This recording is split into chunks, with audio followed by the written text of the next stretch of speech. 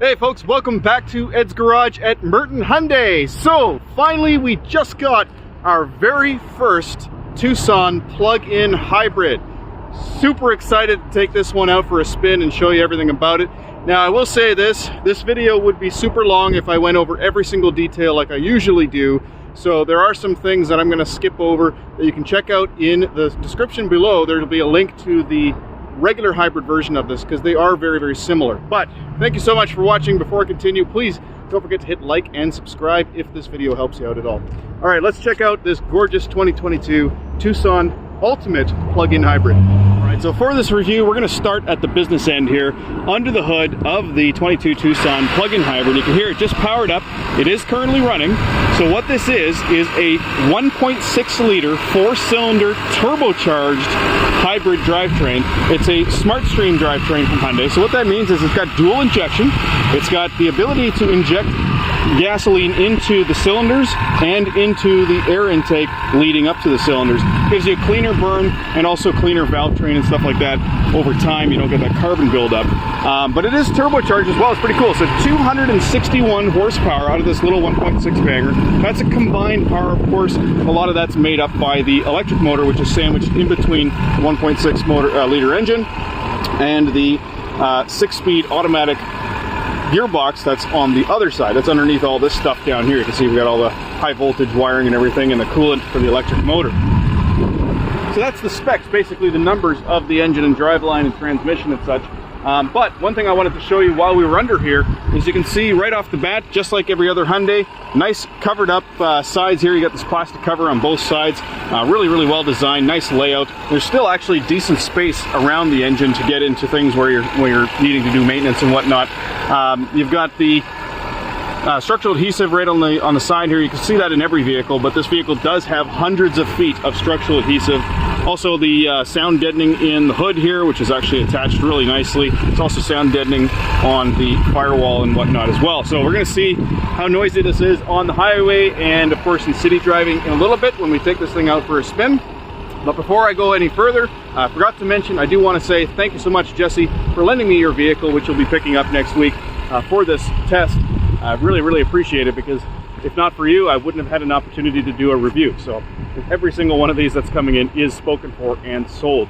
All right, let's look at a few more things. Right, so starting at the front of the vehicle. So of course we can see that beautiful signature front grille.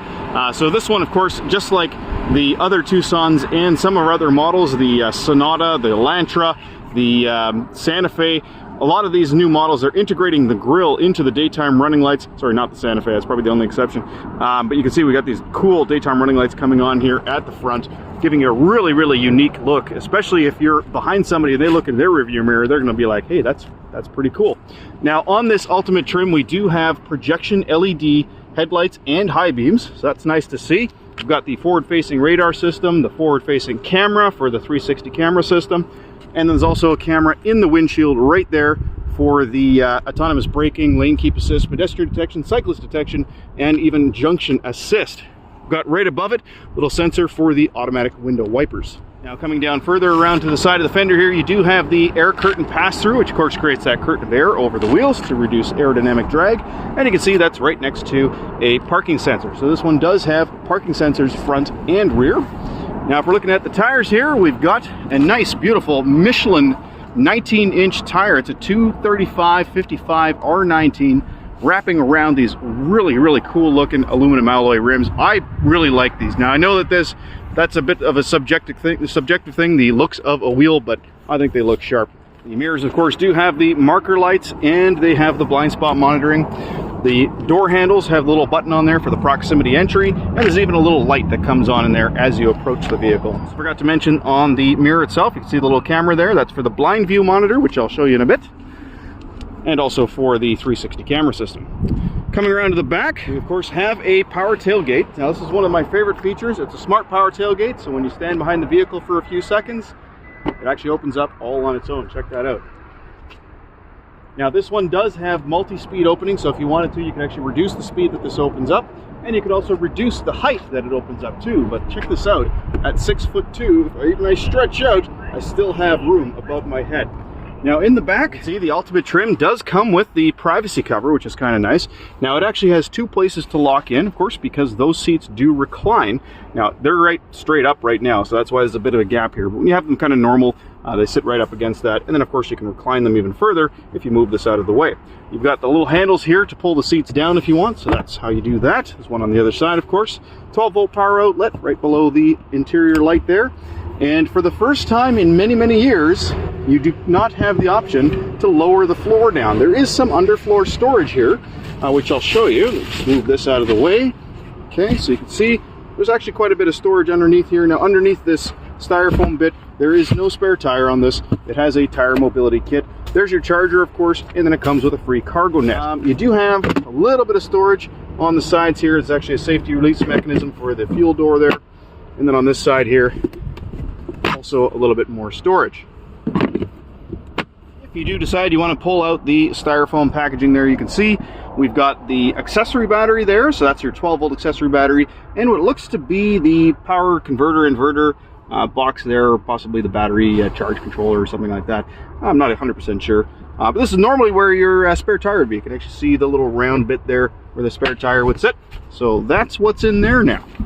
To answer your question as to why there's a 12-volt accessory battery, well, it's a very simple answer actually. So in the event of an accident, when you still need to have control over things like your power windows and your safety emergency contact equipment, the Blue Link system, well, what happens in an accident is your main traction battery actually gets cut off. All the energy gets cut off so that there's no potential for electrocution or fire or whatnot.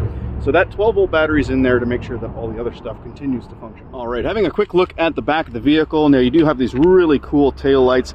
This all lights up. This lights up in red as well. You got the backup camera right there, and of course backup sensors on the rear bumper. Now where do you plug this guy in? Well, you've got this fuel door on this side. Now it's not really a fuel door because it's actually a charging port. So that's where your level 1 and level 2 charging cable goes. And you got a little charge indicator here, and also the option to quickly disable constant charging and switch over to timed charging or scheduled charging. And now for symmetry, your actual fuel door is on this side here. All right, I've gone ahead and set up the front seat to where I would put it if I were driving. And I'm gonna go ahead and jump in. Now check this out, you do have heated seats back here as well, just super nice. All right, let's see how we're doing here. Okay, so first off, the seat back is very straight up right now. As I mentioned, we do have 13 position recline, so I can put that right back and lean it up against the privacy cover in the back there for now. All right, so check this out. Wow, check this out. So at 6'2" with the seat exactly where I would have it to drive, nice and comfortable, I still have lots of room in front of my knees. And of course, I can put my feet underneath the front seat because it is a very flat floor. We do also have cup holders in the doors here. However, in the cup holder armrest, of course, there's two more. There's also down here 2 USB ports, which is nice to see, and venting, so you can actually adjust that. So the rear passengers can be quite comfortable. Seat back pockets in both of the rear seats, and a nice solid seat back to avoid any transfer of energy from somebody's knees into somebody's back. And of course, this one does have a massive panoramic sunroof, as you can see. So the rear passengers actually have some pretty good luxury. And I gotta say, the seat is quite comfortable. So not only do I have enough room, I've got a nice padded armrest over here, nice padded armrest on my right. I got a heated seat, I've got panoramic sunroof, I've got a grab handle, I've got, seat back pockets, USB port, ventilation. I mean, what more could you want? All right, now before I jump into the driver's seat, I want to show you from the passenger's perspective. So you have a power passenger seat. It does have height adjustment, okay, and as well tilt adjustment. So you can tilt the front of the seat up and down. If you are comparing the Tucson to other vehicles in its class, keep in mind, not every company has adjustable height on the passenger side. All right, so it's a 1, 2, 3, 4, 5, 6, 7, 8-way adjustable passenger seat. Also, in the passenger side, you have the ambient lighting will actually light this up, which is kind of cool. So a nice little storage pocket here, and of course a bottle holder in the door to accompany, of course, the cup holders that are in the center console. You also have this cool venting system. So I don't know if you can see the little tiny holes there, but that's part of the diffuse system on the climate controls. You can see the button for it right there. So instead of having the air blasting out of these vents, it actually diffuses the air very calmly through those little holes. That is a nice luxury feature. All right, stepping into the driver's seat here. Now, the other difference, or the only difference here between the driver's seat and the passenger seat is the lower back support, two-way adjustment there. So 10-way power adjustable driver's seat. All right, so I apologize. There's going to be some things covered in plastic still, like you can see here. These vehicles, when they come from the factory, they're covered in about 400 pieces of plastic. So of course we have to remove all of that still for the client, or most of it. Well, most of it's already moved. We still got some to remove. Let me put it that way. All right, so as you can see, great headroom, good leg room, and I can actually stretch this out a little bit more, which I'm going to do to make it a little easier to film. But you can see here, we can lower the seat down, we can move it back. There we go. All right, so tons and tons of space, both in the front and in the rear, and lots of headroom as well. All right, so just some quick features here from left to right. So we got the dimmer switch. You can open the door, the tailgate from here. This is where you open up your fuel door, traction and stability control, of course, standard. You have your automatic headlights here. You've got controls on here on the stereo on the left hand, or controls for the stereo on the left hand side of the steering wheel. Controls for the drive information screen, as well as cruise control. It does have adaptive cruise and lane follow assist and highway drive assist when cruising. You've got paddle shifters on the back of the steering wheel, which is kind of nice. You also have down here power parking brake, auto hold, so that stops you from creeping forwards whether you're on a hill or not. You've got the electronically shifting transmission, so this is really cool. Love how when you take your seatbelt off and open up the driver's door, it actually puts you into park automatically, or if you shut the car off, it does the same thing. You've got different drive modes here, so you've got drive and terrain, and this is how you switch them. And what's cool is when you do switch the drive mode, it actually changes the instrument cluster. So you can put it in sport mode there, that looks really cool. And if I go over to terrain mode, you got snow, mud, and sand, which is nice. So really capable all-wheel drive system. All-wheel drive system on this vehicle is designed and engineered here in Canada by a company called Magna International. They do a spectacular job. It is a predictive all-wheel drive system. The snow, mud, and sand modes, basically what those will do is actually engage a center differential clutch pack to provide power to the front and rear at all times. But what's really nice is regardless of what mode you're in, it's actually going to put power to the rear wheels and the front wheels under any sort of acceleration to prevent any slipping. So really good all-wheel drive system on these. Further up in the console, you can see we got heated and ventilated seats. We got our heated steering wheel, hill descent assist, parking sensors front and rear. This turns on the camera, so I can actually do that now and show you what that looks like. So if we press this button here, thank you, you can see we got a really nice clear image. It is dynamic steering lines as well. We've got a top-down view, and notice those dynamic steering lines actually show you the swing of the front of the vehicle, so you can really easily park this vehicle in tight spaces. Now, speaking of parking in tight spaces, one thing I totally forgot to mention was the fact that this car has Smart Park. So what's Smart Park? Well, check it out. On the key, I have the ability to move the vehicle forwards and backwards. So all I got to do is start the car first. There we go. And then I can hold down this button on the key fob and watch what happens. It straightens out the wheel. As long as I'm holding this button down, the car will continue to go forwards. Now if I let it go, it stops and does the same thing in reverse, of course. And there it goes. How cool is that? Now the other thing I like about the remote start is when you get into the vehicle, you don't actually have to start the car again. All you need to do is put your foot on the brake and the car will come to life. And have the door closed.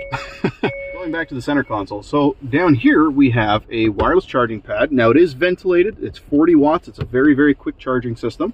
You got two USB ports, one for your Apple CarPlay and Android Auto, and one for charging things like tablets and whatnot. You've also got a 12-volt power outlet down here as well, and then right next to that is a QI charging indicator. Love this climate control system. It is 3 levels of automatic, so if you don't want to have the air blasting on you that quickly, you can reduce the level that it spins the fans, and that of course reduces the level of noise in the vehicle, but also takes away some of that air blowing right on you all the time. So that's kind of nice. Of course, it does take a little bit longer to get to temperature when you do that. It is all touch sensitive, but it is pretty easy to use, and quite frankly, once you've set your temperature, you really don't need to play with this very much anyway. As far as the stereo goes, again, touch sensitive buttons along the bottom. That's kind of a shame. I do wish that they had a volume control and maybe a tuning knob, but really a volume control would have been great. But I will say this: these buttons, again, they are pretty sensitive. I don't actually have the radio on right now, which is why you're not seeing anything happen. But you can hear the beep. Now, when you are using these, if you hold it down, of course, it does go up and down pretty quick as well. They're all spaced out quite a bit, so it's kind of hard to get them wrong. But the other thing, just going to take that screen off. The other thing I'll point out is that they're really sensitive. Okay, so I mean, it's not going to be an issue to actually tap those buttons. They're very sensitive to touch, and you're not having to necessarily, like for the volume, for instance. All right, I don't want to lose the ability to monetize, but I'm going to show you real quick. If I hold down the volume button, it actually does jump up very, very quickly. Hopefully that didn't cause me to lose my monetization. You'll also notice we have a star button here. That one is actually a customizable button as well. So very much like the button on the steering wheel here, you can actually customize what this button does. And the options there are, you know, show the hybrid screen, go to the home screen, go to Bluetooth audio, quickly go to phone screen, phone projection, which is Apple CarPlay, Android Auto. Go to the BlueLink screen, put it into quiet mode, so same as the button on the steering wheel. Turn the display on and off, and enable or disable HD radio data. Along the right-hand side here, just a typical controls for the stereo, so seek and track, radio, media, and setup. Setup, of course, takes you to this screen, which has the settings for everything. So for the car and for the multimedia system. For the car, as an example, if we go into vehicle here, you'll see we've got something really cool. Lights, ambient light, and you can change the ambient light brightness. You can also change the ambient light color. How cool is that? You can even set a custom color. Look at that. I think there's 256 color options there. So the ambient light comes out of this location here. It also comes out from up here, and the door pockets as well. So the door pockets, the little storage compartments down here, and the storage compartment there are all changed based on the colors that you have set here. It's pretty cool. It looks really, really nice at night. I wish I could show you that, but it's not nighttime. We also have options like your headlight delay and whatnot. Driver assistance settings. So this is where you can actually change things like, for instance, your lane safety. So if you don't want to have the full-on lane keep assist, you can put it on warning only. So there's a lot of different settings in here. I'm not going to cover them all because there's quite frankly, there's tons. Right now we're on the home screen. There's actually 3 different home screens you can slide across to look at each one of them. Now, I will point out that this is a non-polarized screen, which means you can see it even with polarized sunglasses on, so you don't have to worry about, you know, not being able to see the screen because it's all dark from your polarized sunglasses. But you can actually see it with polarized sunglasses on, no problem. And it's got a lot of cool features. Now, this one, of course, is the 10-inch screen, so it's the same size screen as the instrument cluster. In lower trim levels, you get the 8-inch screen. The main home screen gives you your temperature, your radio station, and sort of a view of the map. This is probably not the screen you'll be looking at very often, because most of the time you're going to have it either on the navigation system. So, for instance, if I switch to map, it shows us the map in the full 10-inch screen here. And if I hit this little button here, we can actually see the stereo information as well. And that you can actually scroll through. You can check it out. You can even put the map on both, which is kind of funny. So you got your fuel economy, your time, your compass. And this is customizable as well. You can change what's actually available in that sort of side screen. So if I switch to radio, you'll notice it brings up the radio, and it actually keeps the other screen the same. Unless you have the map here and the radio here. When you switch to radio, it just flips them. Speaking of the radio, you can see we've got our favorites along the bottom here, and that you'll actually be able to just continue to fill up. So if you have all of these full, you can slide over and see more. And the cool thing is you can have your FM, AM, and satellite radio stations all on the same screen. You don't have to switch to AM and then choose your radio station. You can just grab it right from there. And of course, the voice recognition, you can just say AM 730 and it'll quickly switch for you. So that's the stereo. Going back to the home screen, you can see we had that quiet mode that I talked about earlier. You can go to the climate screen here as well and see, you know, exactly what the climate controls thing is doing. This is pretty cool. You can actually activate the recirculation when you use washer fluid. So right now, recirculation will be activated as soon as I pull this to clean the front windshield. I'm not going to do that because I'm just going to get the car dirty. So that's pretty neat. And you'll see a couple other functions it has as well. Automatic dehumidify. So if it recognizes that the cabin is getting a little bit too humid, it'll automatically turn on a dehumidifier, basically using the air conditioning to do that. It's got auto defrost as well, so there's a sensor up here in that little plastic piece that recognizes whether or not the windshield is getting frosty, and it'll turn on the defrost for you automatically. Pretty cool. All right, you know what? There's a lot to go over here. I'm not going to cover everything, obviously, otherwise we're going to be here all day. So let's move on to the next couple of bits of cool stuff. So you got the auto dimming rearview mirror. You've got 3 buttons here for garage doors and gates. This vehicle is also equipped with BlueLink, so you've got call for roadside assistance and call for emergency assistance. So if you see an emergency or have an emergency, you can quickly hit that button. And for 3 years, you get BlueLink for free. That's what that's covered in. So the BlueLink system allows you to remotely start the car using your cell phone, find the car on a map using your cell phone, unlock the doors, lock the doors. So if you're on vacation in Hawaii and your cousin left their purse in your car, they call you up and say, hey, how do I get in your car? You can just pull out your phone or get them to hold. You can actually look at your phone, open up the BlueLink app, and unlock the door for them, even from halfway around the world. It's pretty cool. And that's free for 3 years. So not only do you get a 5-year, 100,000 kilometer limited comprehensive coverage warranty from Hyundai that covers almost everything in the car in Canada. It's different in the States. You also get free BlueLink for 3 years, and of course 3 months of free satellite radio. All right, so looking a little further up here, of course, we have this big, beautiful panoramic sunroof. So let's open that up now and have a look. And as you can see, it goes all the way over the back seats. And of course, the front glass does open. I'll show you how far it opens. To there. Okay, so it's a larger opening than your typical sunroof, but the reason the glass doesn't go further back is because there's just nothing to support it if it goes too far back. So that's how that works. Pretty cool.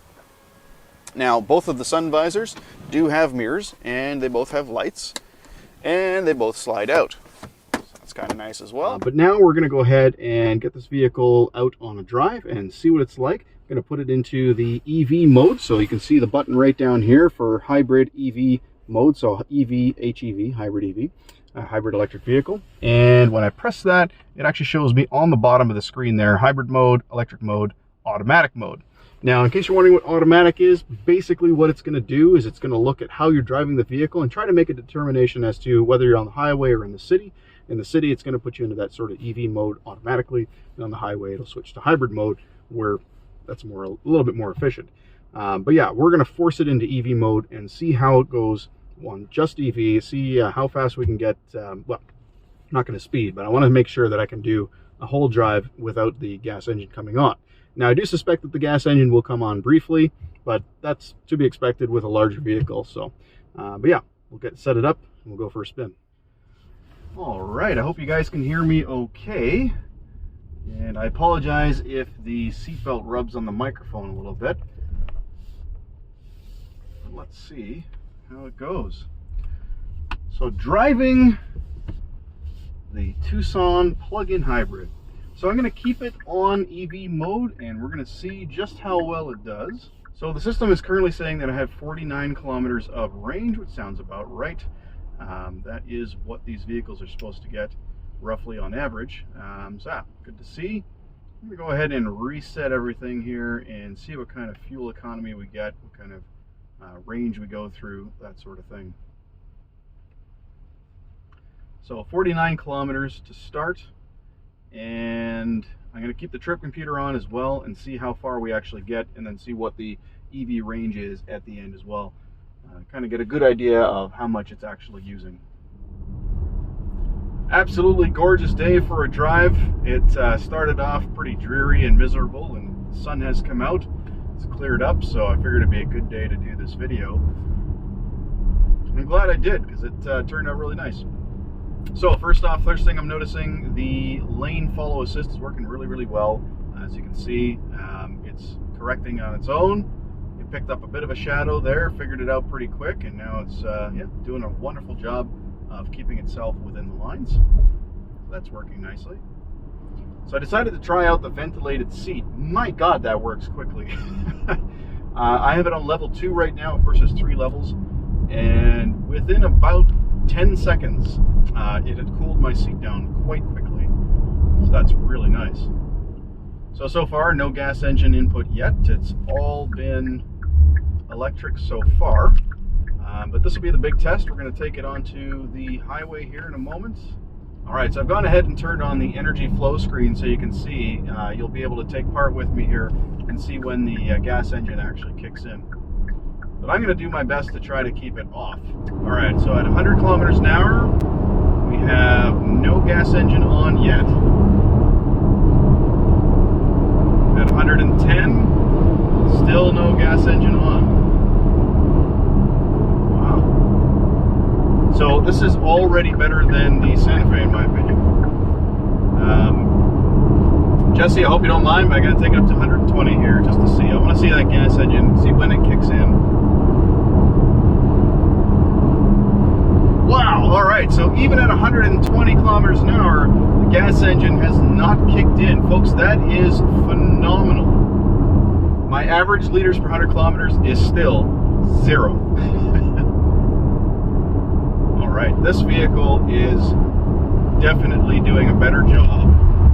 Now, don't get me wrong, the Santa Fe is a great option, but what I'm seeing so far is that the Tucson's just a little better at utilizing the electric motor to keep you going down the road. All right, so highway drive assist, working fantastically. As you can see, it's doing all the steering on its own right now. It's pretty quiet in here. It's not as quiet as the Santa Fe, but it's pretty good. See how it does around this corner.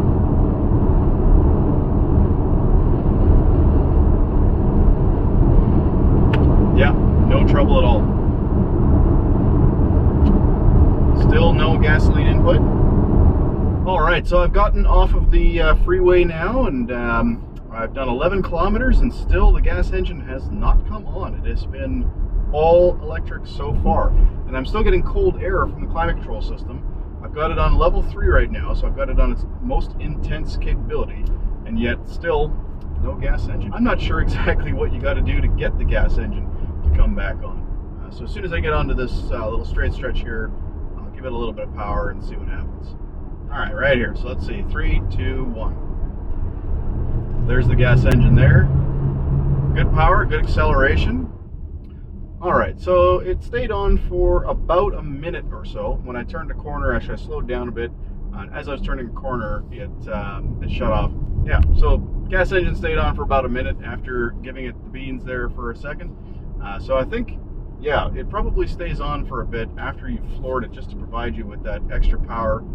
There's likely a timeout of a minute or two to before it starts to go back into EV mode. Not sure exactly how Hyundai's programmed that all in, but yeah, there you go. So we're back on electric drive mode now, and we've only used 0.7 liter per 100 kilometers, so it hasn't really used much in the way of gasoline at this point.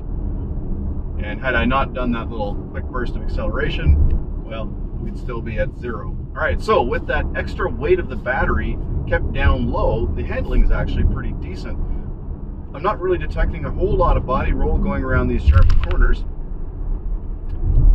And as far as the bumps on the road, this is a very bumpy road, and it's handling it just absolutely beautifully. I would say that this one does ride better than the regular hybrid, and I guess it definitely comes from the fact that you've got a heavier battery weighing it down. So the smoothness of the ride is a little bit better. The handling, I'd say, is a tad better. All right, so there we go. We're going up a hill now, and I did push the gas down a little bit. It did come on for a second there and shut right off. The gas engine came on for just a moment and shut right off again after we got back up to speed. Yeah, the handling is actually awesome, guys. These are some tighter corners, and as you can see, I'm not flopping around in my seat. Everything is very, very stable, very comfortable. No drama whatsoever. This is a nice ride. It's comfortable, it's smooth, it's quiet. Yeah, this is phenomenal, and it's fun.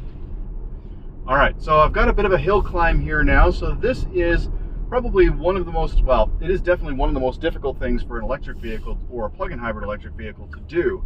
Obviously, among towing and higher speeds, hill climbing is definitely one of the difficult things to do. because it burns through your range pretty quickly. So what I'm going to do here is I'm going to switch to my EV range screen. Currently shows I have 28 kilometers of electric range, and we're going to see how high or how far we get going uphill, because right now we're at 4.3 kilometers. At the top of the hill, we'll double check it again and see how much energy we used going up this hill and see if the gas engine actually stayed off. So let's get started. Here we go. So trip computer was at 4.3 kilometers.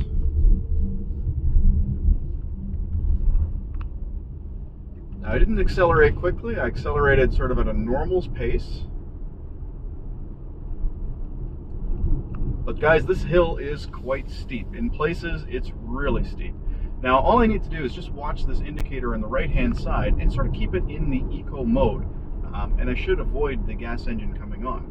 As soon as that needle goes up into the power mode, the gas engine's going to kick on. So if it looks like I'm getting too close, I just need to back off a little bit. I can really keep it into the full electric drive mode.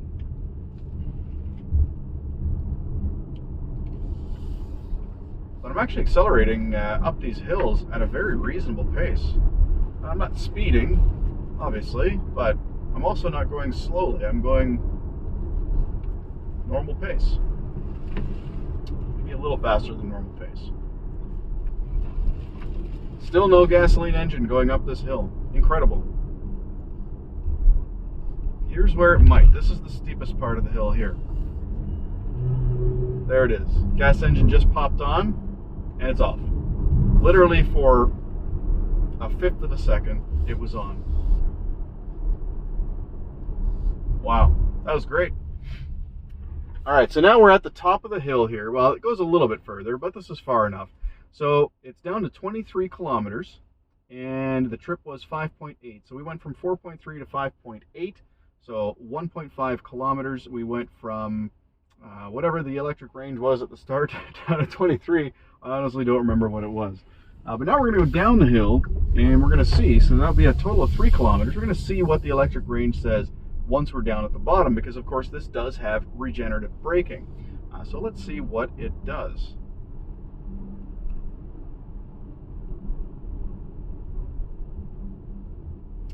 All right, so back down at the bottom here, and we're back up to 25 kilometers. Now, that round trip was 3 kilometers, so that actually works out perfectly. We went from 28, actually now it says 26. Now, the gas engine did come on there, so we just did 3 kilometers, and we only lost 2. All right, so ends the test drive of the plug-in hybrid Tucson. And how did we do? Well, if we have a look at our screen here, we can see electric range currently is 21 kilometers. And on our trip computer, we have 26.8 kilometers driven on pretty much all electricity. Now, there was about a minute or two where the gas engine came on when I gave it a quick throttle quip there. But yeah, 26.8 kilometers. So doing the math, so that would be 26.8 plus 21 kilometers. So 47.8 kilometers. So that's not bad. So it said, you know, when we left, that was going to be about 50 kilometers of range. And I think it was 51, did it say? The average range on these vehicles, no, it was 49 actually. So it only lost about 0.3, 0.2 kilometers of range, maybe from that quick jump on the throttle there. So yeah, pretty accurate to the numbers. And of course, these do get an average of about 53 kilometers of electric range. I hope that all made sense. Anyway, so what do I think of this vehicle? Well, the electric drivetrain is a heck of a lot better in this vehicle, I find anyway, than in a larger vehicle like the Santa Fe. And as much as I love the Santa Fe, I did find during my road test of that one that the gas engine did come on quite a bit more often, especially around the 110 kilometers an hour speed. So this is definitely a better way to go, in my opinion. It does have a little bit less space. So cargo space on this is about 150 liters short of what you get in the Santa Fe. But legroom is very, very similar. Width-wise, it's not as wide. But then, of course, you know, there's styling to consider as well. And price is a major factor to consider as well. In Canada, however, you can't get the top trim of the Santa Fe in a hybrid or hybrid plug-in. Whereas in the Tucson you can. As a matter of fact, it's the only option. So which would I choose between the Tucson and the Santa Fe? Well, in Canada, I think you can guess my answer. I would definitely go with the Tucson. cheaper, more features, and a little bit better on fuel, and also a little bit better on the electric range. Well guys, thank you so much for watching this video, and if you do have any questions, please don't hesitate to comment below. Ask your questions, I'll do my best to answer. If you like this video, if it helped you out, don't forget to hit like and subscribe. Thank you so much for watching. Have a great day.